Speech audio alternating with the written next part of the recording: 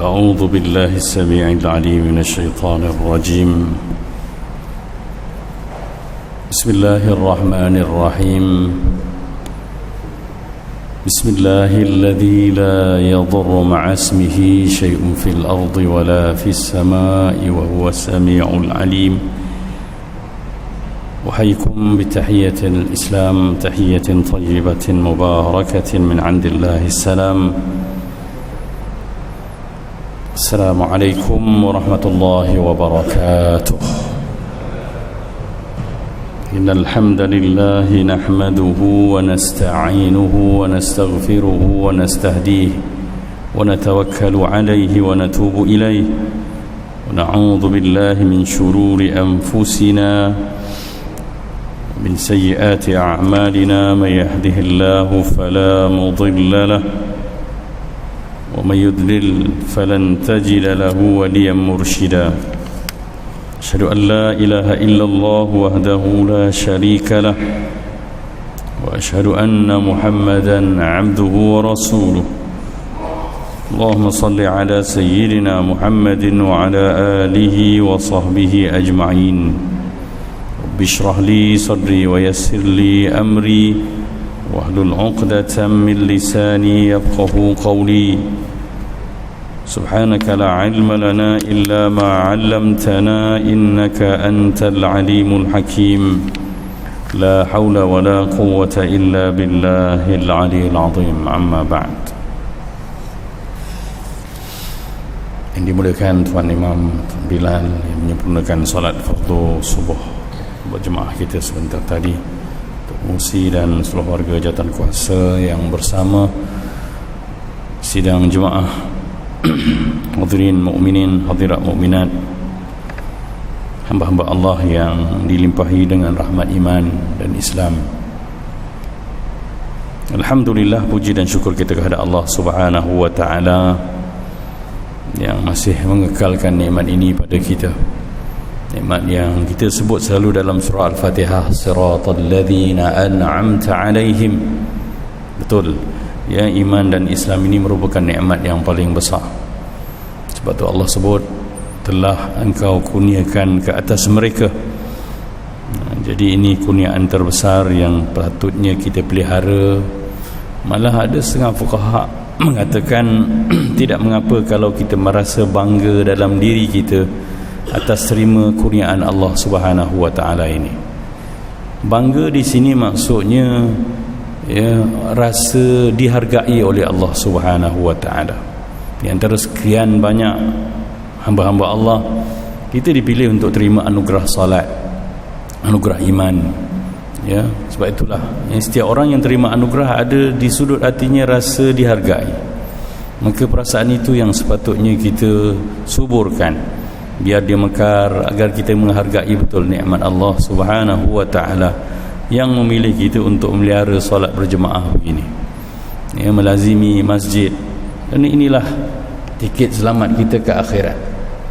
Kan di antara sebutan hadis yang popular itu kan bagaimana Rasulullah menyatakan di antara orang yang dapat lindungan rahmat Allah, ya, kita namakan lindungan arasy itu rajulun qalbuhu mu'allakun bil masajid. Orang-orang yang hatinya terikat kuat dengan masjid. Dan ada di kalangan kita yang memang dah ada, ya, cuma pastikan niat tu memang lillahi ta'ala. Datang bukan untuk bersosial, datang bukan hanya nak mempamerkan diri muncul, bukan. Semuanya kita betulkan untuk Allah. Dan tak salah kalau kita mengharap ganjaran ini. Ya Allah, aku nak jadi salah seorang yang disebut oleh Rasul sebagai orang yang hatinya bertaut kuat dengan masjid. Dan memang kita dah lakukan. Jadi kita berhak untuk dapat apa-apa yang disabdakan oleh baginda Rasul sallallahu alaihi wa alihi wa sahbihi wasallam.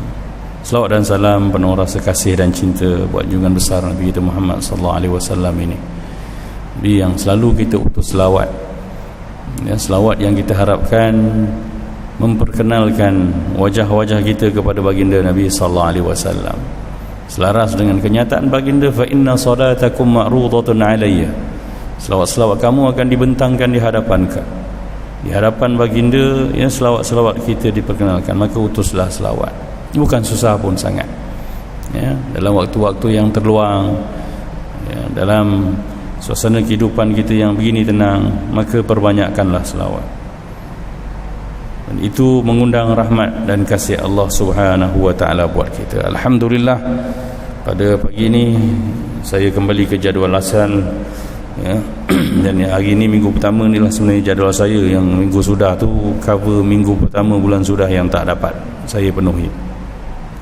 Jadi hari ini sambung perbincangan minggu sudah berkenaan dengan uslub dakwah ataupun isi kandungan seruan Nabi Nuh alaihi salam kepada kaumnya. Maka ayat yang telah kita bacakan tu hari ini kita nak huraikan, iaitu ya, berkenaan dengan surah Nuh ayat 10 sampai 20. Antara sebutan pertama, ya, Nabi Nuh terus mengajak benda yang paling utama dalam kehidupan manusia. Apa dia sebut? Ya qaumi ibudullaha ma lakum min ilahin ghairuh. Wahai kaumku, sembahlah Allah, sembahyanglah, ya, kamu tidak ada Tuhan sembahan selain Dia.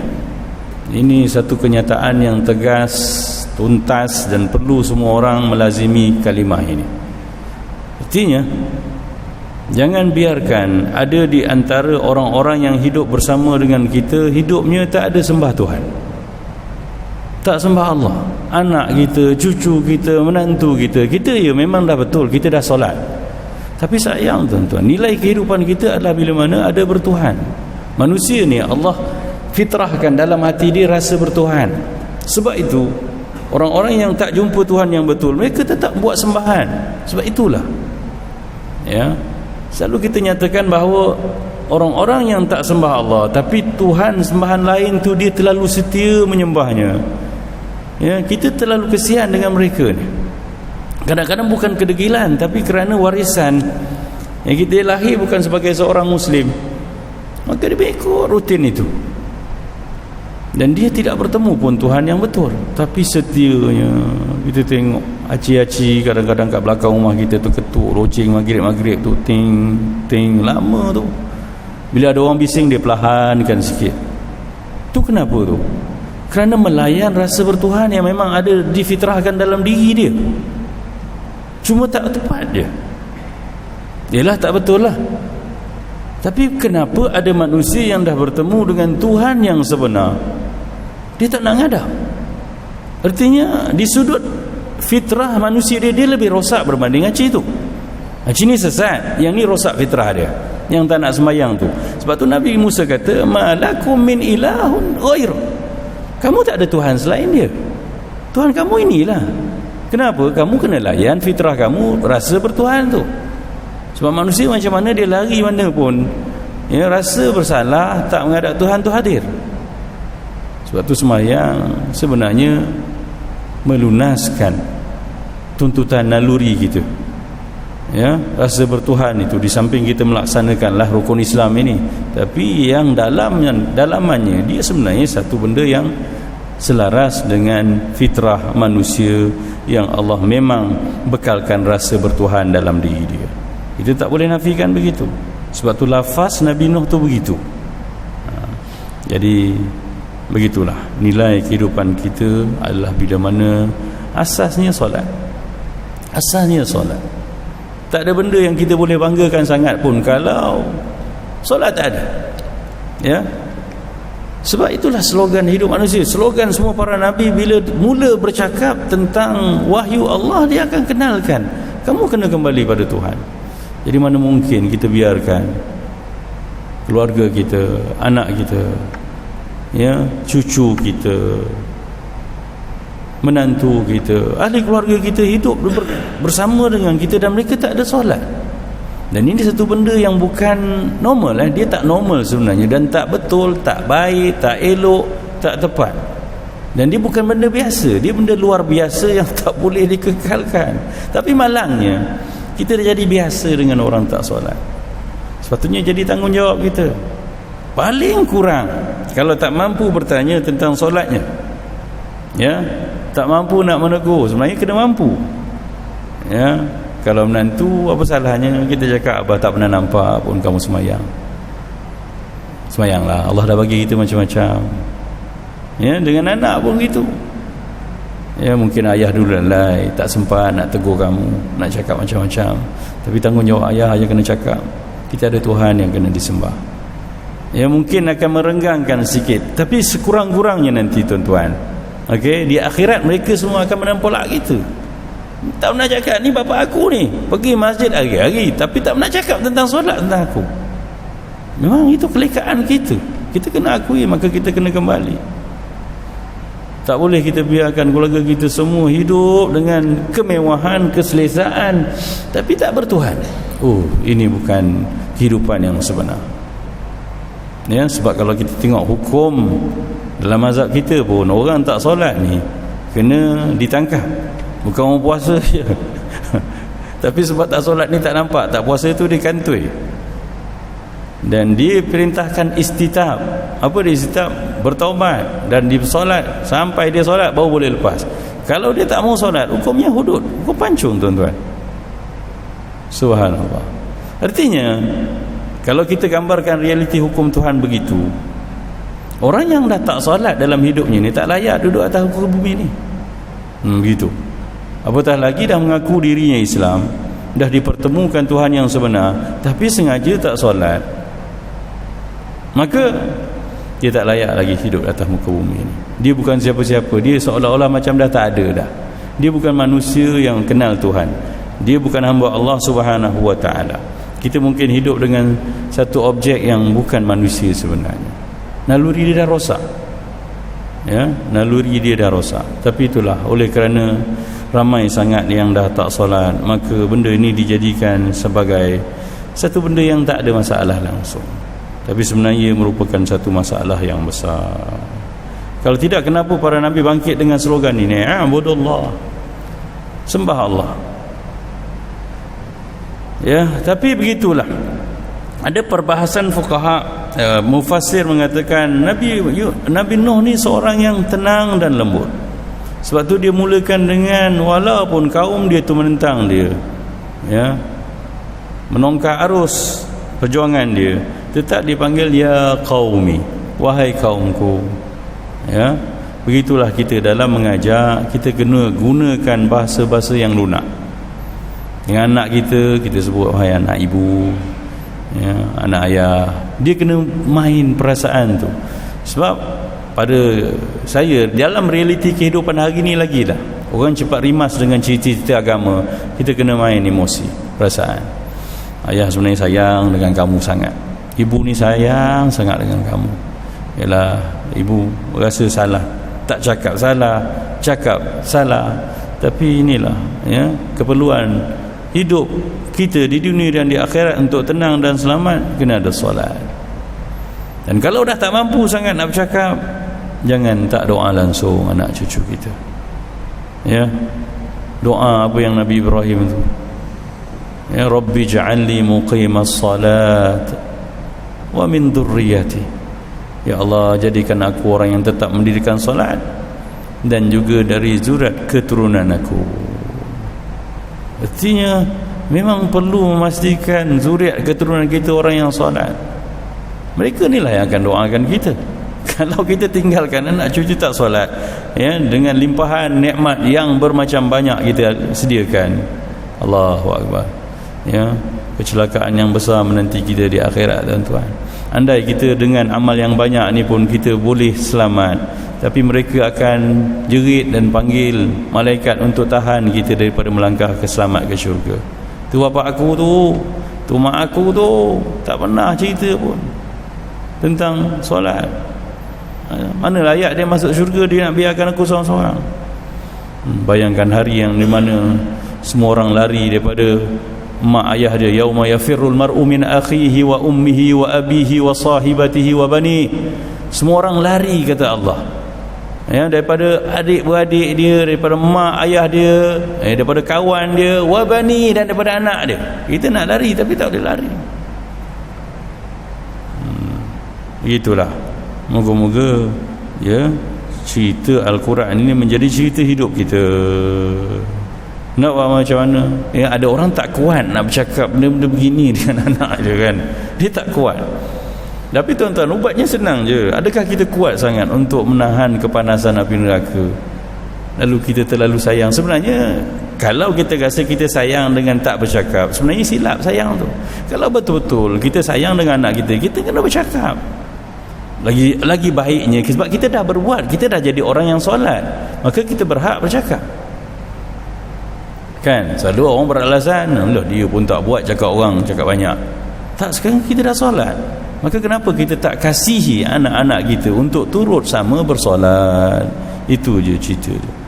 Ya, malakum min ilahin ghairuh. Yang keduanya Allah sebut idh qala lahum akhuhum nuhun ala tattaqun. Ingatlah ketika mana dia berkata, ataupun saudaranya ini berkata, saudaranya ini yang bernama Nuh ini berkata, ala tattaqun, mengapa kamu tidak bertakwa kepada Allah? Allah sebut Nuh ni akhuhum, saudara kaumnya, nak gambarkan betapa dia sangat akrab dengan kaum dia. Tapi kita tengok balasan orang yang akrab dengan seseorang pun, bila cerita tentang agama dia dapat apa? Penyisihan. Itu sunnah perjuangan. Jadi kalau kita nak bercakap tentang agama, tak ada rasa bersaudara, rasa kasih pada orang yang nak kita bercerita tentang agama, dia memang kegagalan yang pertama. Contoh, jiran kita tak semayang kan, rasa tingin nak cakap, nak ajak dia semayang. Tapi kalau tak letakkan dulu rasa kesian, rasa sayang pada dia, lebih baik jangan cakap. Dia akan melempatkan satu kegagalan. So, kalau kita mulakan dengan perli contohnya, bang tak pernah nampak kat masjid, ayat tu tak cantik. Ataupun ya, kalau yang muda kita, kau dah tak reti-reti nak pergi masjid, ya, nak tunggu malaikat datang baru kau nak datang. Yang itu baik tak payah cakap. Ya, sebab dalam Al-Quran agama ni dia berbentuk kasih. Innamal mu'minuna ikhwah. Orang yang percaya Tuhan tu Allah, dia adik-beradik kita. Ya, dia hamba Allah, dia percaya Tuhan, cuma dia tak kuat untuk solat, tak sempurnakan tuntutan syariat ini. Maka kita kena bantu, tapi bantu tu dengan rasa kasih. Kalau tidak, dia tidak membuahkan apa-apa. Yang dah bersama kasih pun belum tentu. Sebab apa? Kalau kasih, dia akan kuat bertahan, berulang-ulang kali dia mengulang urusan dakwah ni. Macam mana Nabi Muhammad 3 kali menghadap Abu Lahab setiap hari, ajak pakcik dia tu masuk Islam. Kalau tidak akan jadi, ya, aku cakap dah, muka pun memang muka tak rera nak pergi masjid, malah lantak dia lah. Itu bukan cakap orang yang mengajak kepada kebaikan. Ya. Kalau gagal kali pertama, kali kedua tak apalah, Allah belum beri hidayah, kita cuba lagi. Ya, kita kok cara tak kena, dia kembali pada kita sebab kita sayang. Macam mana kita melayan anak kita yang kita sayang? Kan? Dia mengamuk tak nak ni, kita acu benda lain. Ya, kita bagi dia benda lain sampailah dia senyap. Usaha tu perlukan tautan kasih. Wa ma arsalnaka illa rahmah. Nabi Muhammad pun slogannya datang, utusan ni dengan membawa rahmat. Baru cakap benda besar, ala tattaqun. Sebab tu ayat Quran ni kadang-kadang kalau kita baca ya, tanpa ditafsir, kita tak dapat feel dia tu. Sebab ayat Quran ni dia compact. Bukan saja-saja Allah kata qala lahum akhuhum, ya, lalu bercakaplah saudaranya, ya, adik-beradik kaumnya itu Nuh, ya, yang namanya Nuh. Tidakkah kamu bertakwa? Allah nak cerita betapa akrabnya Nabi Nuh dengan kaumnya, macam adik-beradik. Begitu. Ya. Dan perbincangan tentang takutkan Allah Subhanahu wa taala ini adalah cerita semua para nabi. Dalam ayat lain dalam surah Hud, Nabi Nuh kata inni lakum nadhirum mubin. Aku ni jelas seorang yang memberi peringatan pada kamu. Dia sayang. Jadi kalau kita nak bercerita tanpa rasa kasih, tapi kita nak cerita pasal neraka, orang akan tengok kita ni hanya nak menakutkan. Jadi intonasinya berbeza. Walaupun cerita neraka, tapi dengan kebimbangan, mak risaulah tengok kamu ni semua adik anak beranak tak semayang, macam mana je ya. Biasanya orang yang kita berbicara dengan rasa kasih ni, dia akan diam kalau dia tak melawan, dan dia tak melawan biasanya ya. Tapi kalau nada kita tak kena dan rasa dalam hati tak ada kasih, hanya menyampah dengan dia sebab dia tak semayang, dia tak akan jadi apa, melainkan dia lagi menyampah dengan kita, dan akhirnya agama kita jadi macam sampah. Sebab presentation kita tak cantik kepada orang-orang yang nak kita seru kepada agama. Inni akhafu alaikum azab yaumin azim ya. Tengok apa ucapan dia, sesungguhnya aku risau, aku takut, aku bimbang ditimpa ke atas kamu azab pada satu hari yang besar bencananya. Inni akhafu alaikum, dia guna aku bimbang. Bukan dia cakap kau tak kerti nak takut Allah ke? Tak ya? Kau buat macam ni nanti bencana datang ya, kau kena teruk tau. Bukan, dia kena cakap aku bimbang ya, kalau kita terus macam ni kita akan ditimpa azab yang besar. Kena kita dulu merasakan dan menyatakan bahawa kita merasa benda tu. Jadi benda yang tak betul dalam kehidupan kita, yang paling jelasnya rukun Islam yang kedua ni lah, ramai orang yang abaikan, tak semayang ni. Kena berbicara tentang risau kita. Risaulah ya, kita bayangkan besok kalau kamu pun tak semayang, anak-anak kamu tak semayang juga, cucu kamu pun tak semayang. Jadi siapa yang nak doakan kita besok dah kat kubur? Tak ada pernah kita tengok anak soleh kat kedai mamak doa angkat tangan untuk mak ayah, tak ada ya. Kat pejabat tiba-tiba angkat tangan doa. Di tempat nak doa mak ayah ni memang semayang lah, lepas semayang. Jadi kalau tak semayang memang tak ingat mak ayah. Dengan sibuk dunia yang tak ada hentinya tu, dia hanya boleh berhenti ya, hanya bila mana dia menghadap Allah Subhanahu wa ta'ala dan berdoa untuk ya. Pernah dibicarakan kenapa dalam Al-Quran ni banyak sangat cerita ancaman neraka syurga, neraka syurga, tak ada cerita lain ke ya? Sebenarnya subhanallah, manusia ni kena begini rupanya. Sebab manusia ni dia sifat semula jadi dia leka. Wala takum minal ghafilin, Allah sebut. Jangan jadi orang leka. Dia lalai, dia lupa ya. Jadi Al-Quran mengingatkan banyak dan diulang banyak kerana realiti manusia itu sendiri. Dia perlu dibegitukan, dilayan begitu, diingat pesan ya. Kan kadang-kadang kita lepaskan anak kita naik motor pergi kerja, kita kata hati-hati ya mandu ya, dan dia tak perlu cakap, kan mak dah pesan semalam, minggu lepas pun dah cakap, nak cakap lagi? Tak perlu. Sebab memang fadzakir, beri peringatan. Fa inna dzikra tanfa'ul mu'minin. Sebab peringatan beri manfaat. Dan atas realiti manusia ni, kalau dalam hidup dia tidak duduk di antara ganjaran dan ancaman, dia terlalu bebas untuk berbuat sesuka hati, sesuka nafsu dia. Bukan suka hati, suka nafsu dia ya. Sebab tu satu dialog macam mana Dr. Zakir Naik kan berbahas tentang orang Jerman yang tanya pasal kenapa dalam Islam ni banyak sangat cerita ancaman-ancaman. Dia tak jawab banyak tuan-tuan. Dia kata cuma kamu perhatikan je lah negara-negara yang mengadakan undang-undang yang ketat ya, yang kejam kita nampak, dengan negara-negara yang longgar kata nak mempertahankan hak asasi manusia. Dia ambil contoh senang. Kamu tengok nilai jenayah yang paling banyak dekat mana? Dekat mereka. Perempuan tak selamat kat sana. Setiap 6 minit perempuan ya diperkosa. Tapi kamu tengok negara Saudi yang kamu kata macam-macam tu.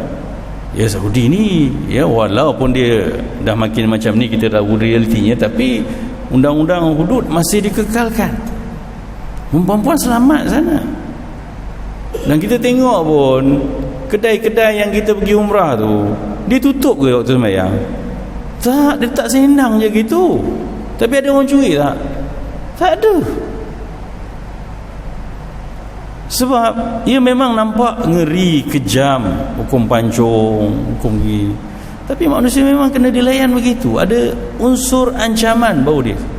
Kita kata nak memelihara hak asasi manusia habis Tuhan yang mendatangkan syariat ni, dia menciptakan kita, dia yang kenal kita, dia yang tahu kita. Kenapa kita tak yakin? Saya bukan nak berpolitik cerita hudud, tak, nak cerita sekarang koman betapa Allah Maha tahu keperluan kita.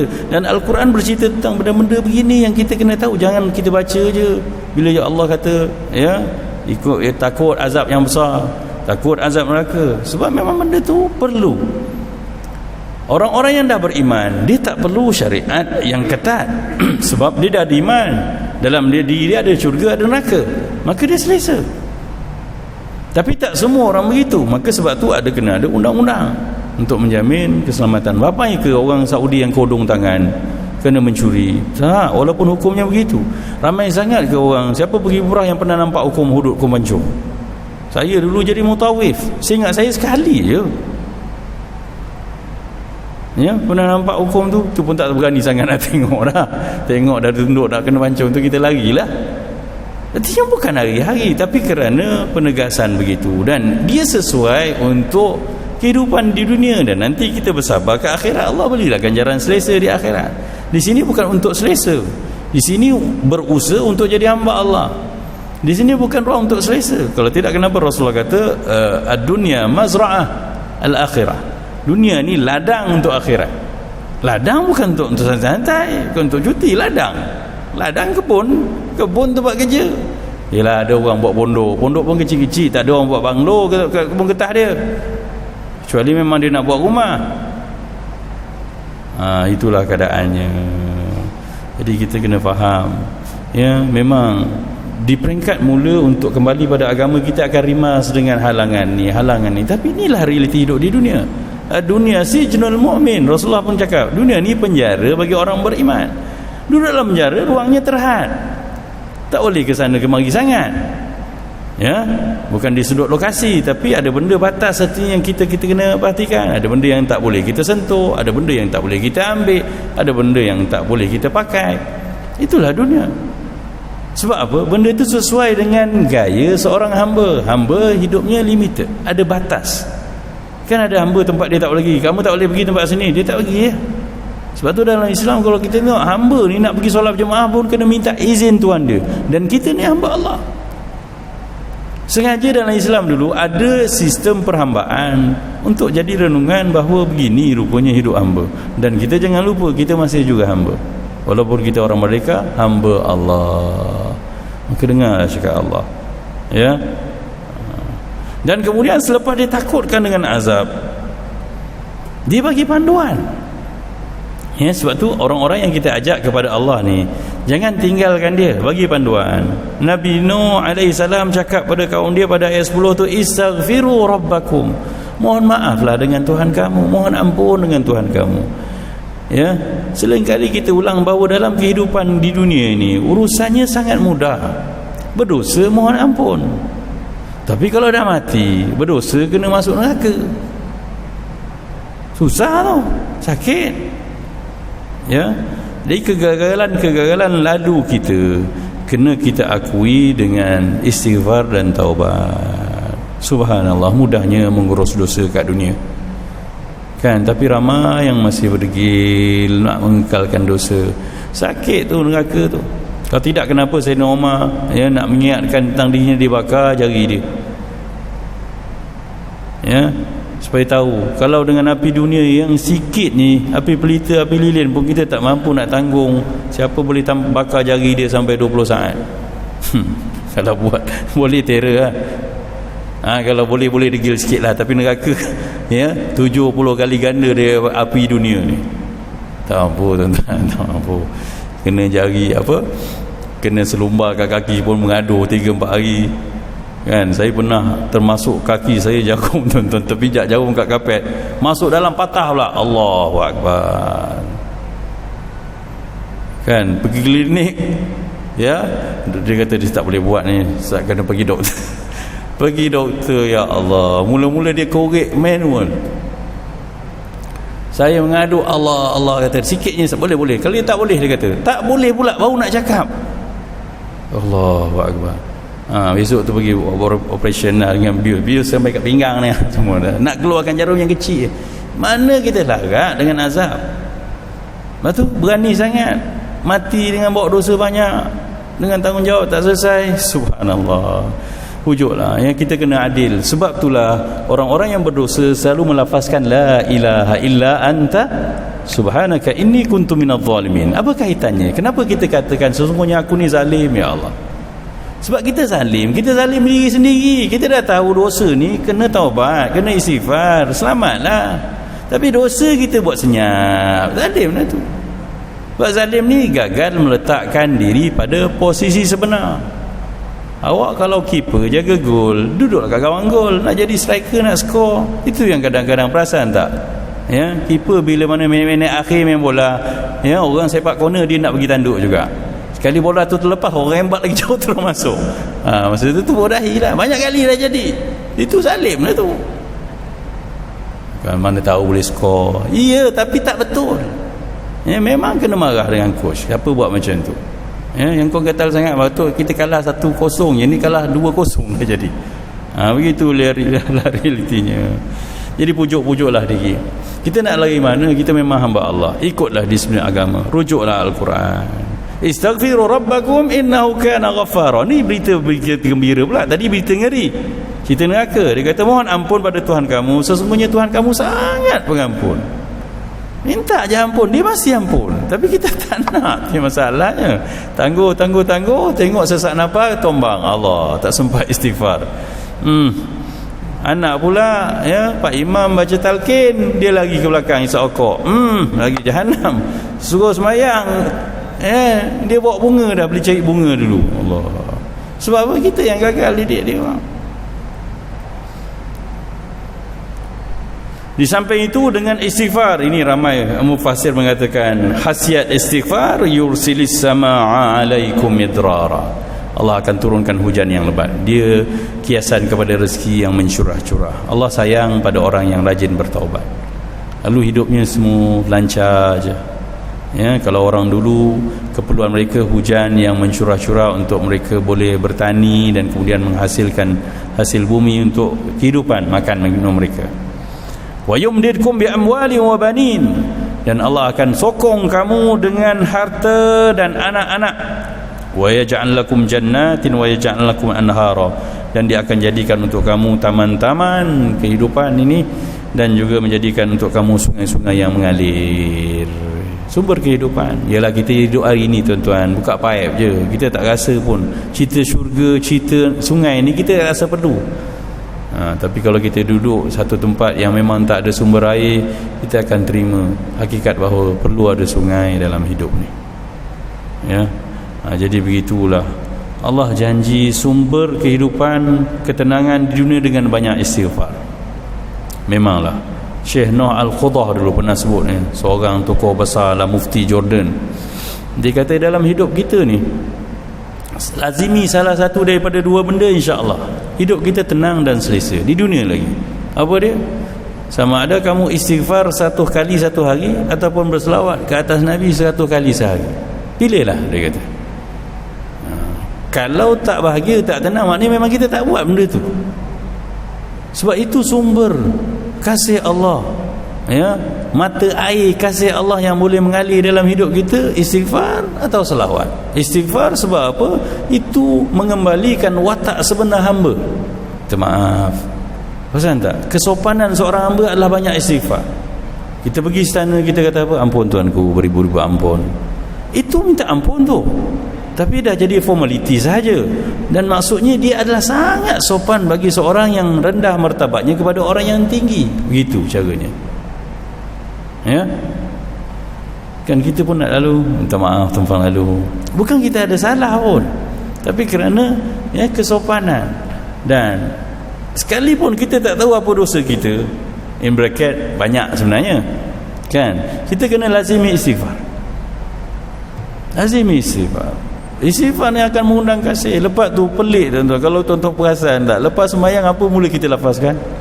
Astaghfirullahalazim. Dan itu bukan kita skrip kita. Ya, kita mungkin wajar begitu sebab semayang pun kita bukan ingat Allah sangat. Macam-macam ronda dalam kepala, tahu-tahu habis dah. Tapi kalau Rasulullah kan astaghfara thalathan, Nabi lepas semayang dia pun istighfar 3 kali, dia yang ajar kita.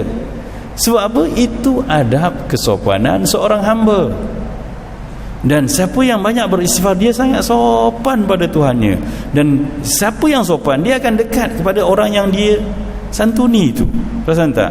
Budak-budak yang sopan, Assalamualaikum makcik, apa khabar, sihat ke? Tempan lalu ya, Allah sejuk hati kita, kata anak siapa lah ni sejuknya, perut mak dia mengandung. Gitu punya kehidupannya. Dan istighfar ni kesopanan seorang hamba. Apatah lagi memang kita banyak dosa lagi, pernah banyak mengumpul. Ini pesan Nabi Nuh pada kaumnya.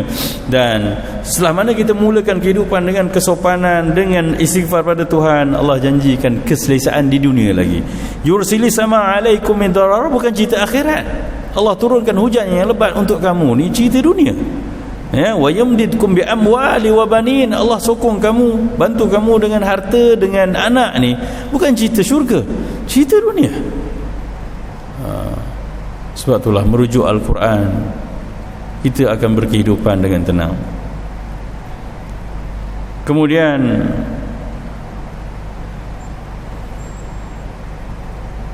bila mana kita hidup dengan syariat, dengan berpandukan kembali pada Allah dan Rasul, ya, menyembah Allah. Nabi Nuh bercerita tentang kelebihan yang kita dapat. Wa'budullaha wattaquhu wa ati'un, sembahlah Allah, bertakwalah kepadanya. Bertakwa ni dalam konteks patuhlah syariat. Wa ati'un, dan taatlah aku, ikutlah cakap aku. Apa kamu dapat? Yaghfir lakum min dhunubikum, Allah akan ampunkan dosa-dosa silap kamu dulu. Kita kan banyak dosa-dosa dulu yang kita pun tak tahu yang itu dosa. Jadi dengan sembahyang, dengan lazimi syariat, Allah boleh ampunkan. Antara sifat kebaikan, tuan-tuan, dalam Al-Quran Allah sebut innal hasanati yudhibnas sayyiat. Hebatnya pahala yang kita buat ni, tuan-tuan, bukan sahaja dia dikira sebagai pahala, dia akan padam dosa. Sebab tu jangan penat untuk buat pahala selagi larat. Mayang sunat, baca Quran, tu semua dia di samping setiap satu huruf satu pahala, 10 pahala Al-Quran tu, dia akan padam dosa-dosa lama kita. Ya, yaghfir lakum min dhunubikum wa yuakhirkum ila ajalin musamma, dan dia akan tangguhkan, ya, panjangkan usia kamu sampai satu tempoh tertentu. Inna ajalallah idza jaa la yuakhir law kuntum ta'lamun. Sesungguhnya ketetapan Allah tu bila mana datang, dia tak akan lagi ditangguhkan kalau kamu tahu.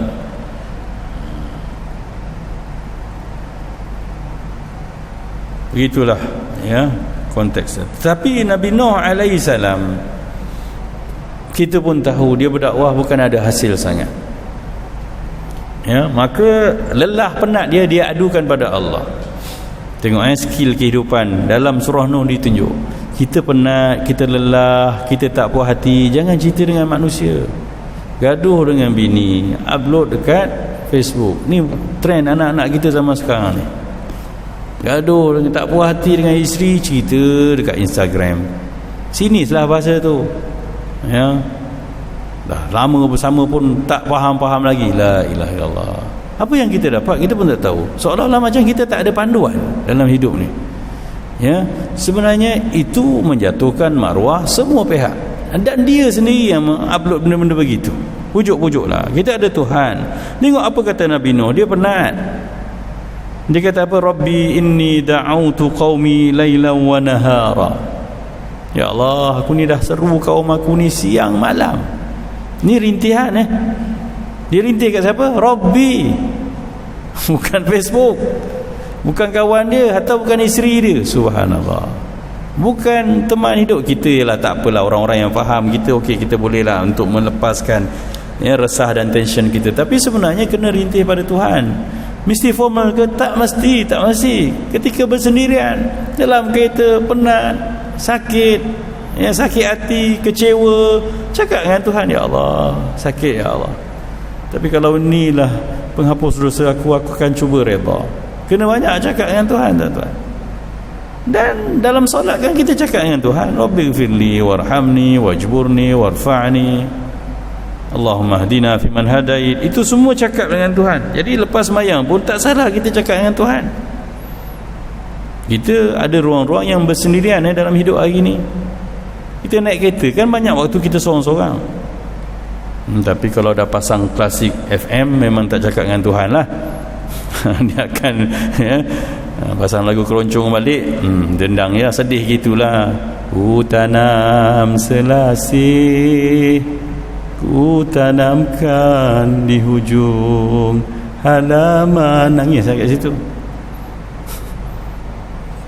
Sesekali okeylah, maksudnya kena ada ruang yang kita rasa bertuhan tu, kita pupuk, cakap dengan Tuhan, mengadu dengan Tuhan.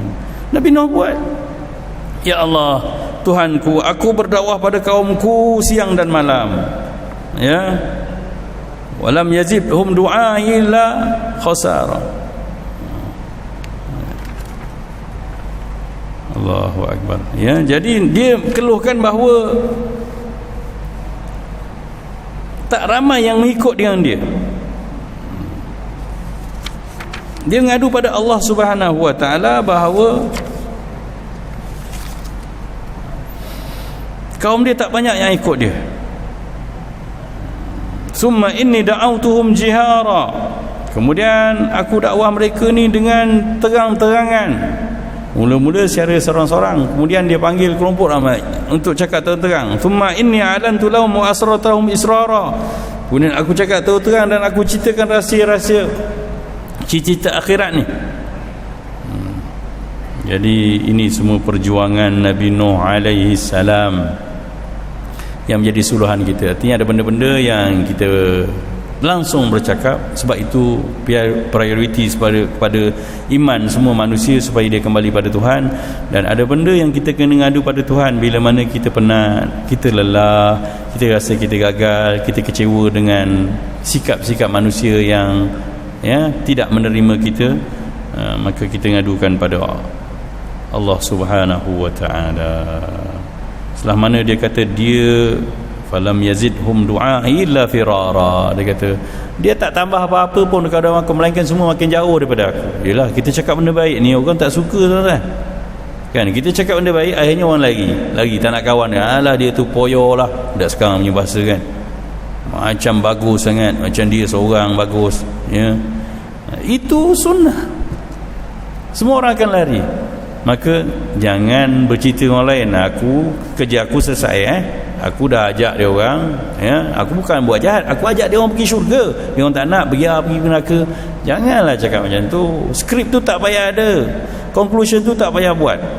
Conclusion dengan Tuhan. Ya Allah, apa lagi yang boleh aku buat, ya Allah, bagi aku ilham supaya mereka dapat kembali pada Engkau. Itu, ya. Dan Nabi Nuh alaihissalam ni berjuang memang lama. Falabitha fi qaumihi falabitha fihim alfasanatin illa 50 aman. Dia kekal berdakwah bersama kaumnya itu, ya, 1000 tahun kurang 50. 1000 tahun kurang 50 ni 950 tahun. Yang ni kita sambung insya-Allah pada pertemuan akan datang, bercerita tempoh masa yang dilalui oleh Nabi Nuh alaihissalam, ketabahannya, kesabarannya, ya, moga-moga jadi kekuatan untuk kita bersabar. Dan Nabi Nuh tak boleh kita kata gagal lah, 900 tak dapat apa-apa, tak ramai anak jadi pun tak ikut. Tak, nilai gagal kita bila mana kita tak berbuat. Sebab keputusan, kejayaan bukan milik hamba. Ada je orang bekerja 2 hari dah dapat income yang banyak. Ada orang bekerja nak buat satu benda sampai 5 tahun tak dapat apa-apa. Tapi di sisi Allah yang 5 tahun tu pahala dia banyak. Ya.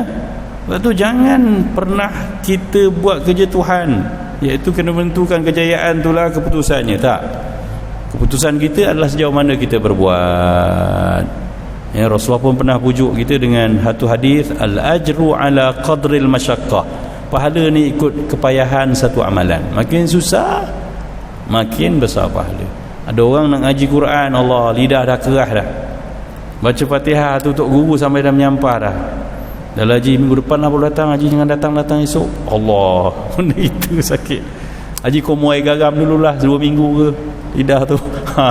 Jadi memang sakit. Dia pun merintih. Ada seorang haji pula, dia kata, Allah special. Ni baru anak murid sejati, ajar sekali dapat. Bang, di sudut manusia yang ni hebat, tapi di sisi Allah yang ni Yang pertama tadi yang lidah keras ni hebat, sebab dia mengulang, nak dapat tu 10 kali pun tak dapat lagi. Yang ni 2 kali dah jadi dah, macam Pak Imam dah. Nampak manusia kata hebat tak? Asal saja masih bertuhan. Yang ni yang tak tewas, dia terus berusaha. Kalau dia surrender, tak dapat apa-apalah. Tapi kalau dia sabar, kan, ada orang tak berapa cantik, tapi untuk cantik Allah dia touch up muka dia, ya, demi nak memujuk, menenangkan hati suami, ya, lama dia touch up muka dia, akhirnya jadi cantik. Pahala besar lah tu. Ada orang memang dah cantik, tak mandi pun cantik, ya, tapi tak dapat pahala, usaha tu lah. Itu nilai kita dalam hidup dunia, Sebab tu jangan nangis banyak, tapi ngadu pada Tuhan. Nangis pun biar dengan Tuhan, supaya kita nampak kehidupan ni jelas. Kita sebagai hamba berjalan sebagai hamba, jangan jadi tuan dalam kehidupan kita di dunia.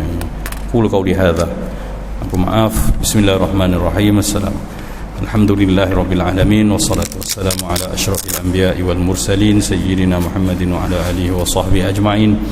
Allahumma 'allimna ma yanfa'una wa anfa'na mimma 'allamtana. Rabbana la tufarriqna illa anta bil maghfur wa 'aibin mastur wa tijaratin lan tabur birahmatika ya aziz ya ghafur ya 'alima ma fi surur. Akhrijna ya Allah min adh-dhulumati ila an-nur. Sallallahu ala sayyidina Muhammadin wa ala alihi wa sahbihi wa sallam. Alhamdulillahirabbil alamin. Maaf. Assalamualaikum warahmatullahi wabarakatuh.